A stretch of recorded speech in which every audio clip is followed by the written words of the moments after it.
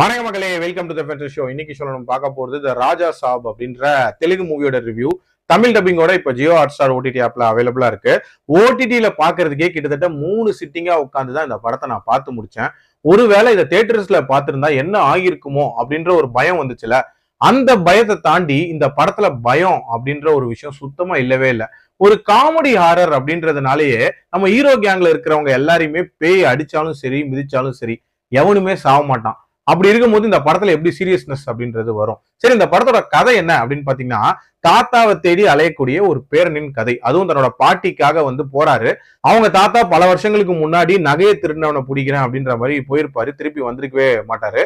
So அவங்க தாத்தாக்கு என்ன ஆச்சு, உண்மையிலேயே அவங்க தாத்தாவோட பேக்ரவுண்ட் என்ன, அண்ட் நம்ம ஹீரோ எப்படி அந்த அரண்மனைக்குள்ள சிக்கிறாரு, அண்ட் டுவர்ட்ஸ் தென் வெளியே வந்தாரான்ற மாதிரி நிறைய விஷயங்களை சொல்லக்கூடிய ஒரு படம் தான் இந்த படம். தமிழ்ல வந்த அரண்மனை, காஞ்சனா இந்த படங்கள் எல்லாம் பார்த்து இன்ஸ்பயர் ஆகி தான் ஒரு படத்தை எடுத்திருக்காங்க. அந்த படங்கள் எல்லாம் பாத்தீங்கன்னா அட்லீஸ்ட் ஹீரோ கொஞ்சமாவது பேய்க்கு பயப்படுவாங்க. இதுல பாத்தீங்கன்னா நம்மால ஒரு மாதிரி பேய் முன்னாடி பயங்கர அதுப்பா தான் தெரிவாரு. அதாவது பேய் எதிர்க்க பயன்படுத்தினாலும் ரொம்ப கேஷுவலா போன் பேசிட்டு அப்படியே கடந்து போறாரு. அது மட்டும் இல்லாம அங்க பேயா இருக்கிறது அவரோட தாத்தா.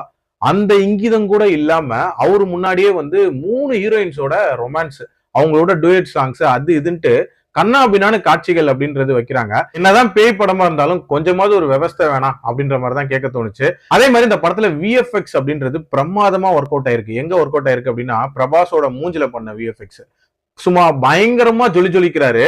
மத்தபடி மத்த காட்சிகள்ல இருக்க விஎஃப்எக்ஸ் அப்படின்றதெல்லாம் ரொம்ப ரொம்ப சுமாரு. பிரபாஸ்க்கு நிறைய கெட்டப்ஸ் வர, இதுல கடைசியா ஒரு ஜோக்கர் கெட்டப். செகண்ட் பார்ட்டை ஒரு மாதிரி ராஜா சாப்கா சர்க்கஸ் அப்படின்ற மாதிரி தீம்ல அமைக்கிறாங்க.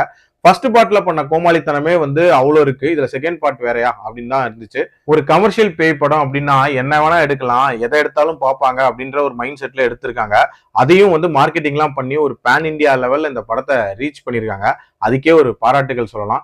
இவ்வளவு சொன்னதுக்கு அப்புறமும் இந்த படத்தை நீங்க பார்க்கணும்னு நினைச்சீங்கன்னா அதுக்கப்புறம் உங்க விருப்பம். ராஜா சாப் பகுத் அச்சா சாப் அப்படின்னு தான் சொல்ல தோணுது. என்னோட ரேட்டிங் இந்த படத்துக்கு 2.1 அவுட் ஆஃப் 5. அடல் கண்டென்ட்டை பொறுத்த வரைக்கும் மைல்டா சில சிலுமிஷ காட்சிகள் இருக்கு. அதுக்கேற்ற மாதிரி பிளான் பண்ணிக்கோங்க. மீண்டும் அடுத்த விமர்சனத்தில் சந்திக்கிறேன். நன்றி.